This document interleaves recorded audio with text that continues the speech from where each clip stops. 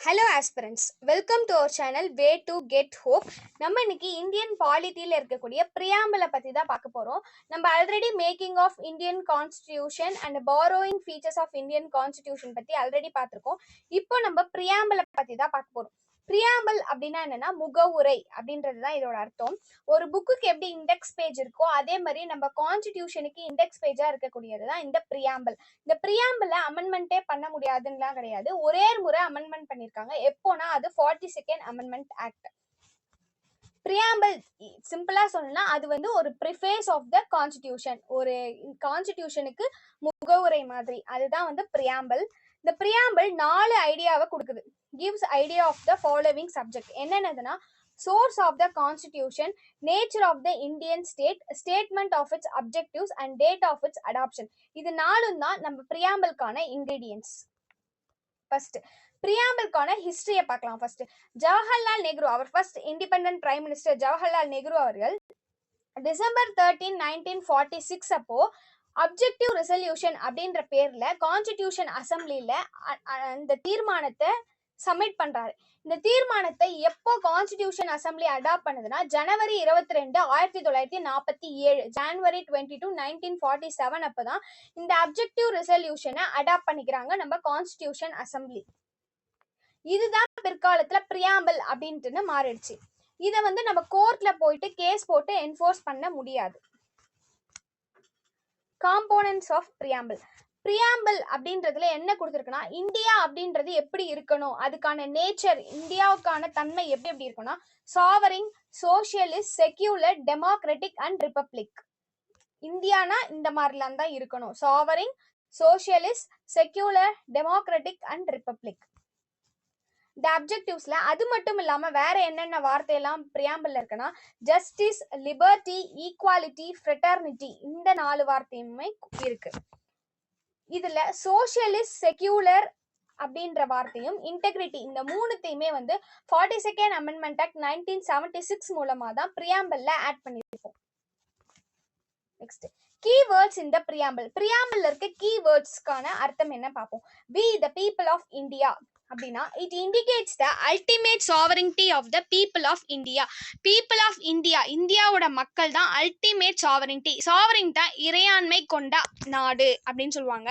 இறையாண்மை கொண்ட நாடு அப்படின்னா என்னன்னா மற்ற எக்ஸ்டர்னல் பவர் யாருமே நம்மள டாமினேட் பண்ணவே இல்லை, நம்ம இண்டிபெண்டா இருக்கிறது தான் சாவரிங்டி. இந்தியா ஒரு சாவரிங்டான country, independent authority.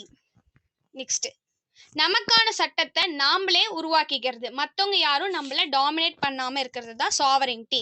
Socialist. Socialist அப்படின்னா என்னன்னா பப்ளிக்கும் இருக்கும், பிரைவேட்டும் இருக்கும். நம்மளால முடிந்திருக்கவங்க பிரைவேட்ல போய் வாங்கிக்கலாம், முடியாதவங்க பப்ளிக்கே நமக்கு கவர்மெண்டே நமக்கு கொடுக்குறாங்க. ஸோ அதுதான் வந்து socialist. Public and private sector both coexist side by side. இந்த சோசியலிஸ்ட் அப்படின்ற வார்த்தை எப்போ பிரியாம்பிள் ஆட் பண்ணியிருப்பாங்கன்னா 42nd அமெண்ட்மெண்ட் ஆக்ட் 1976 மூலமா தான் இந்த சோசியலிஸ்ட் அப்படின்ற வார்த்தையை ஆட் பண்ணியிருப்பாங்க. Next secular.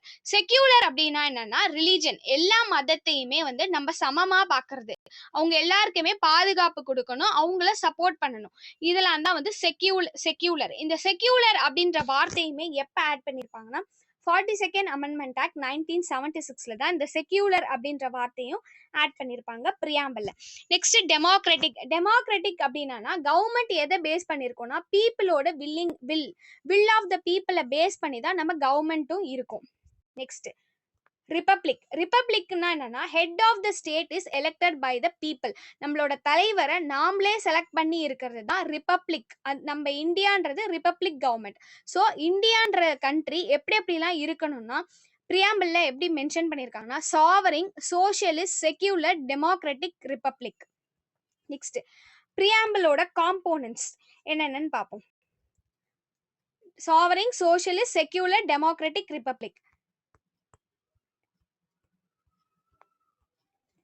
அது மட்டும் இல்லாம ஜஸ்டிஸ் பார்த்தோம். ஜஸ்டிஸ்ல என்னென்ன பார்த்தோம், 3 வகையான 3 டைப்ஸ் ஆஃப் ஜஸ்டிஸ் இருக்கு.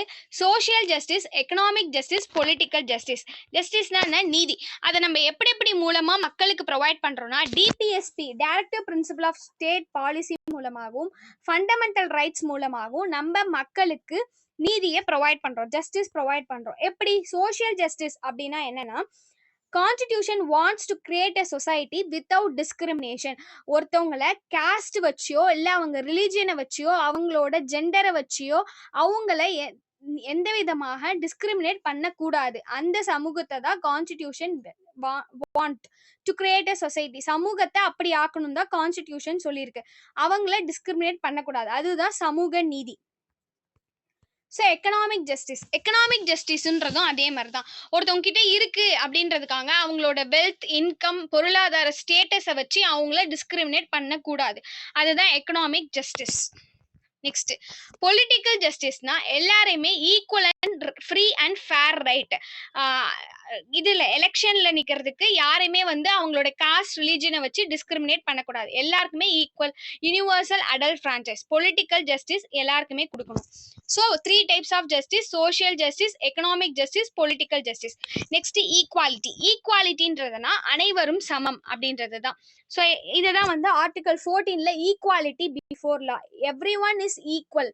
ஈக்குவாலிட்டி பிஃபோர் லா, சட்டத்திற்கு முன்பு அனைவருமே சமம் அப்படின்றது தான் இந்த ஈக்குவாலிட்டி அப்படின்றதுல மென்ஷன் ஆயிருக்கு பிரியாம்பிள்ல. நெக்ஸ்ட் லிபர்ட்டினா சுதந்திரம். என்னன்னா ஒரு பர்சனுக்கு அவங்களுக்கு எப்படி வாழணுன்றதுக்கான ரைட்ஸ் இருக்கு, என்ன வேணா பேசலான்றதுக்கான ரைட்ஸ்லாம் இருக்கு. ஆனா சட்டத்துக்கு மீறி எதையுமே நடந்துக்க கூடாது. செட் ஒரு லிமிட் இருக்கு.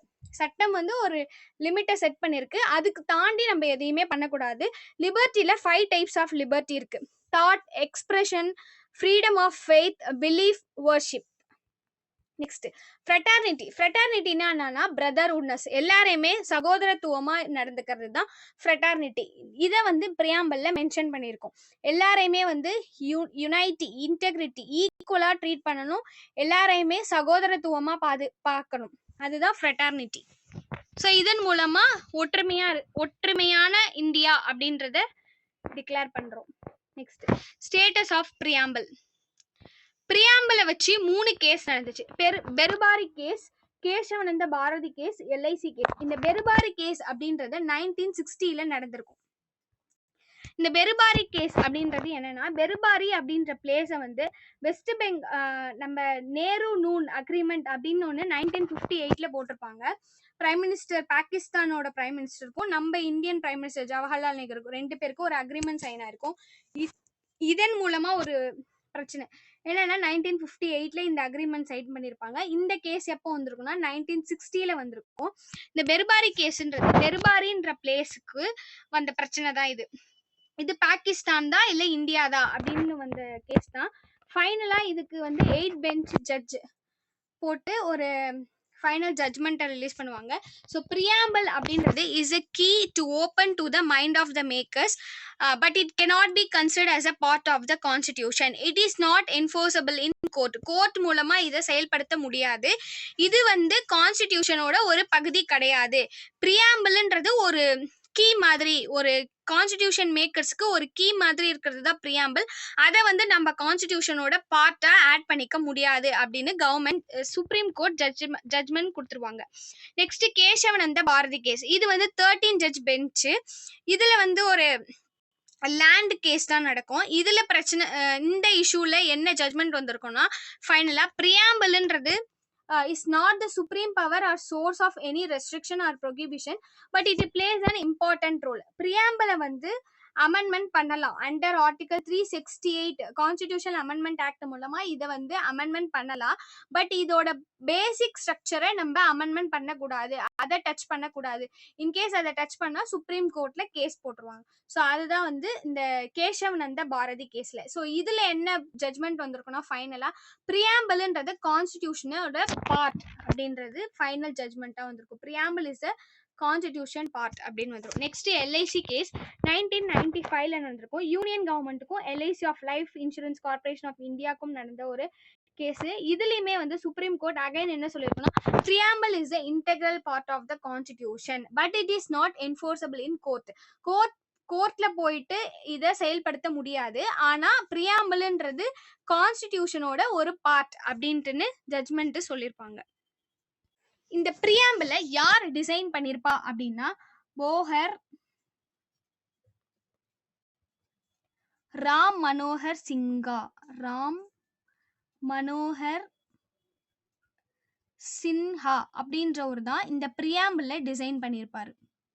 நெக்ஸ்ட், இந்த பிரியாம்பிளை நிறைய லீடர்ஸ் வந்து சொல்லியிருப்பாங்க. என்னென்னுட்டுனா, பிரியாம்பிள் தான் கீ, கான்ஸ்டிடியூஷனுக்கான கீ அப்படின்னு சொன்னவர் யாருன்னா Ernest Barker. Key of the constitution அப்படின்னு சொன்னவர் யாருன்னா எர்னஸ்ட் பார்க்கர். நெக்ஸ்ட், இந்த ஹாரோஸ்கோப், பொலிட்டிக்கல் ஹாரோஸ்கோப் அப்படின்னு சொல்லியிருக்கவர் யாருன்னா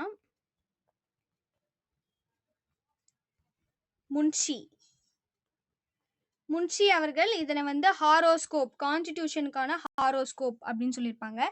பிரியாம்பிள ஐடி கார்டு அப்படின்னு யார் சொல்லியிருப்பாங்கன்னா பல்கி வாலா அப்படின்றவர் சொல்லியிருப்பாரு. நெக்ஸ்ட், பிரியாம்பிள சோல் அப்படின்னு சொல்லியிருக்கவர் யாருன்னா Thakur Das. Soul of the constitution அப்படி, soul of the constitution, jewel of the constitution சொல்லியிருக்கவரு நம்ம தக்கூர் தாஸ். பிரியாம்பிள சோல் அப்படின்னு சொன்னவரு நம்ம இதயதுல்லா. நெக்ஸ்ட், இந்த பிரியாம்பிள் அப்படின்றத நம்ம எங்க இருந்து காப்பி பண்ணோம்னா, ஃபர்ஸ்ட் பிரியாம்பிள் அப்படின்றத யார், எந்த கண்ட்ரி ஃபர்ஸ்ட் அடாப்ட் பண்ணியிருந்ததுன்னா யுஎஸ்ஏ. இங்க இருந்து தான் நம்ம காப்பி பண்ணியிருப்போம். ஆனா பிரியாம்பிள்ல இருக்க இந்த லிபர்ட்டி, ஃப்ரெட்டர்னிட்டி, ஈக்வாலிட்டி அப்படின்னு பார்த்தோம் இல்லையா, இந்த 3 வார்த்தையை எங்க இருந்து காப்பி பண்ணியிருப்போம்னா பிரெஞ்சு கான்ஸ்டிடியூஷன்ல இருந்து காப்பி பண்ணியிருப்போம். இந்த பிரியாம்பிள் இருக்க லாங்குவேஜ் அதை எங்க இருந்து நம்ம காப்பி பண்ணியிருப்போம்னா, எங்க இருந்து பாரோ பண்ணியிருப்போம்னா ஆஸ்திரேலியன் கான்ஸ்டிடியூஷன்ல இருந்து தான் இந்த பிரியாம்பிளோட லாங்குவேஜை நம்ம காப்பி பண்ணியிருப்போம், பாரோ பண்ணியிருப்போம்.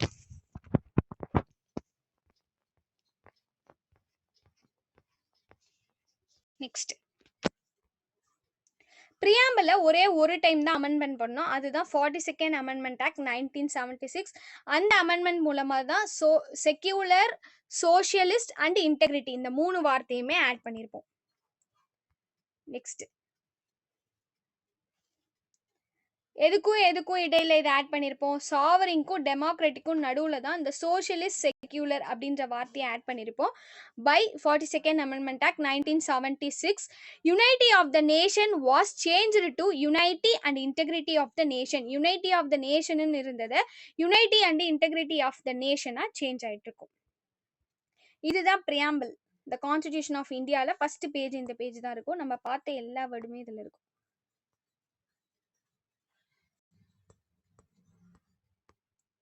இந்த வீடியோ பிடிச்சிருந்தா லைக் பண்ணுங்க, சப்ஸ்கிரைப் பண்ணுங்க. தேங்க்யூ ஃபார் வாட்சிங்.